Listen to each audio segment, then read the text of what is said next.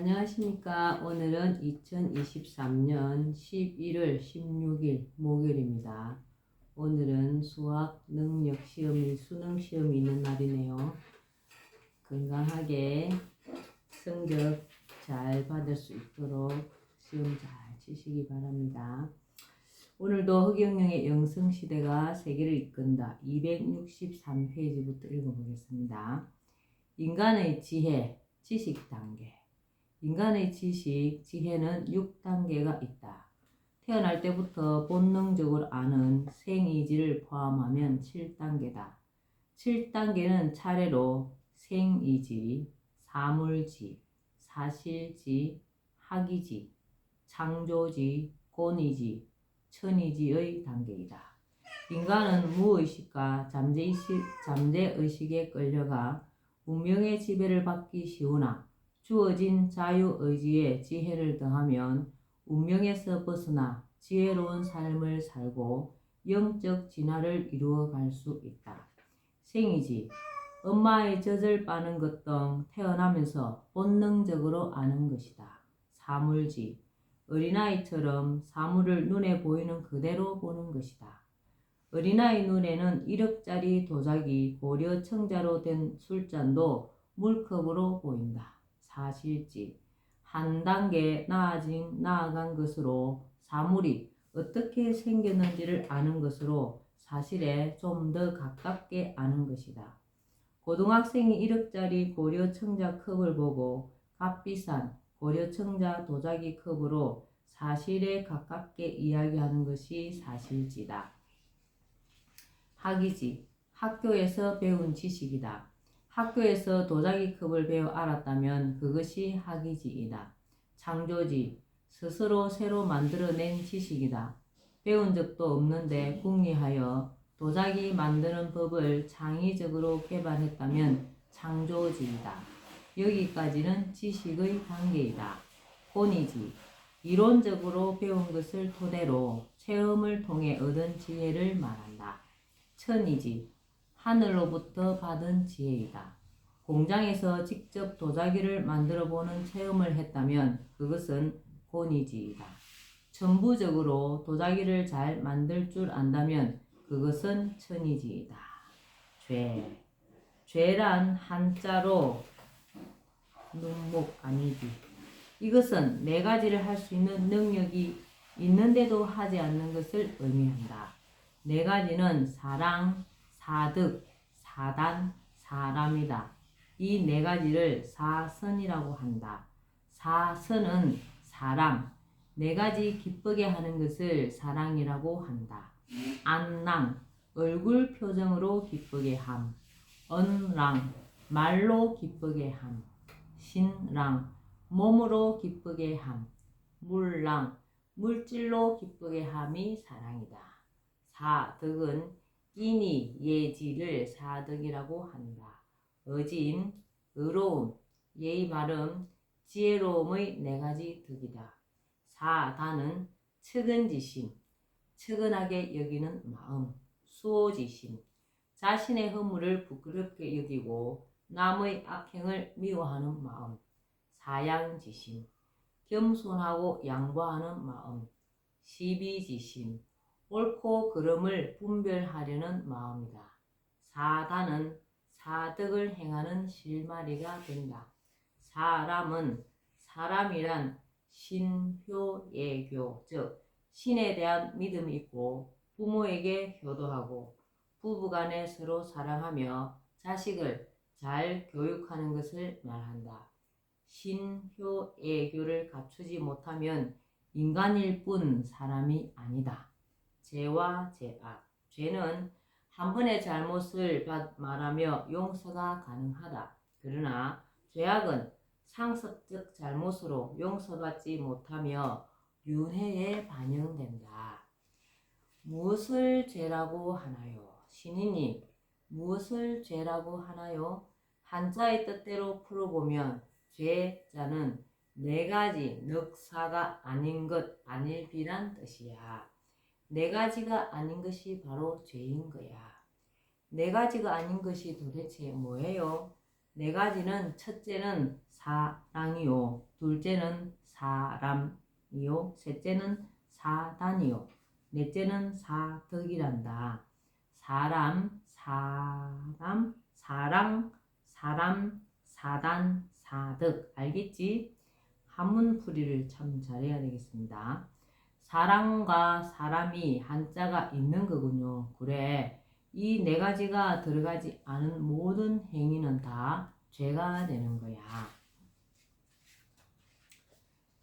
죄와 죄악의 차이가 있나요? 신이님, 죄와 죄악은 어떻게 다른가요? 죄가 상수도라면 죄악은 하수도지. 엄청난 차이가 난단다. 죄는 상수도, 우리가 먹을 수 있는 물, 죄악은 하수도, 버려지는 더러운 물, 죄악. 그렇게 큰 차이가 난다면 죄가 쌓여서 죄악이 되기 전에 반성하고 빨리 사과해야겠네요. 죄는 뉘우치면 없어지지만 죄악은 반성하지 않고 죄를 계속 반복하는 거란다. 지하 천연수보다 상수도 물은 화장실 정화조 물과 축사, 공장 폐수와 농약들이 섞여 있기에 100여 가지 화공약품으로 소독했다지만 선이 아니라 악이 되는군요. 상수도 물은 때를 씻을 수 있지만 이미 하수도 물, 죄악이 되어버리면 더러워서 사용할 수가 없기에 하늘이 하수도로 버리기 위해 요절, 일찍 죽이는 것과 죽음의 호르몬으로 천벌을 주는 거야. 법을 어겨 불법을 행한 자는 판사가 형을 주지만 양심을 어겨서 남에게 죄를 지은 자는 하늘이 벌을 주는 거야. 형과 벌은 엄청난 차이가 나지. 죄를 지은 자는 뉘우치면 하늘로부터 용서를 받지만 법을 어긴 자는 뉘우쳐도 반드시 형을 받는다는 것이 큰 차이야. 죄도 무섭지만 죄악이 더 무섭고 법은 뉘우쳐도 용서 없이 형을 받는다니 절대 둘 다 어겨서는 안 되겠네요. 죄와 불법의 차이가 있나요? 지하철 안에서 큰 소리로 전화를 하는 것도 인상을 쓰고 있는 것도 모두 죄가 되는 거네요. 내 자식에겐 고깃국을 먹이면서 밥도 못 먹는 가난한 아이들을 위해 아무런 도움 한번 안 주는 것도 바로 죄가 되는 거야. 그러니 죄는 자신도 모르게 자신의 얼굴 표정에서도 말 한마디에서도 남을 외면하는 것에서도 짓게 되므로 항상 죄의 네 가지 뜻을 기억해야 해. 인간들이 내 자식만 많이 먹이려고 하는 것도 죄가 돼. 신우님의 말씀을 듣고 보니 저도 죄를 많이 지어서 하수도가 된 것 같아요. 수도물이 하수도물이 되면 아무 곳에도 사용할 수가 없겠지.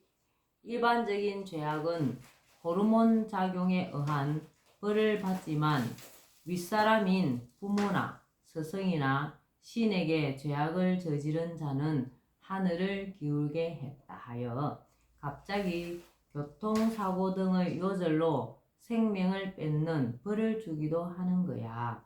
요절은 자기보다 윗사람에게 죄악을 행한 자는 하늘이 죽인다. 법을 어긴 자는 어떻게 되는 거예요?